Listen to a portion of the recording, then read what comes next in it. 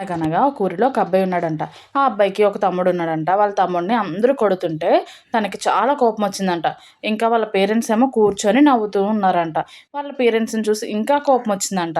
అయితే తను ఇంకా అలా పెరుగుతూ పెద్దవుతూ వస్తూ ఉన్నాడు. ఇంకా వాళ్ళ పేరెంట్స్ మీద అందరి మీద కోపం పెరుగుతుంది కానీ తగ్గటం లేదంట.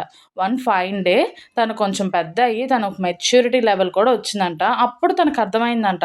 అసలు ఆ రోజు వాళ్ళ తమ్ముడిని ఎందుకు కొట్టారు అని చెప్పి. వాళ్ళ తమ్ముడిని కొట్టిన వాళ్ళు ఎవ్వరో కాదు, డాక్టర్సే.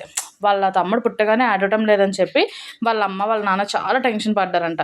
అలా అయితేనేమో డాక్టరొచ్చి తనకి వెనక నుంచి కొడుతూ ఉంటే అప్పుడు ఏడవడం స్టార్ట్ చేశాడంట. స్టార్ట్ చేయగానే వాళ్ళ అమ్మ, వాళ్ళ నాన్న చాలా హ్యాపీగా ఫీల్ అయ్యారంట. అసలు బతకడు అన్న బాబు బతికాడు అని చెప్పి. అందువలన వాళ్ళందరూ నవ్వుతుంటే తినకి వేరేలా అర్థమైంది. నిజంగా టైం ఎప్పుడో ప్రతీదీ మారుస్తుంది కదా! ఆ టైంలో తనకలా అనిపించింది. కానీ తిను పెద్దయ్యేసరికి దాంట్లో ఉన్న మీనింగ్ గ్రహించి తనే రియలైజ్ అయ్యాడు కదా! ఎప్పుడూ ఒకేలా ఉండవు. ప్రతీదీ మనం చూసి నమ్మేయకూడదు గుడ్డిగా. అర్థమైందా?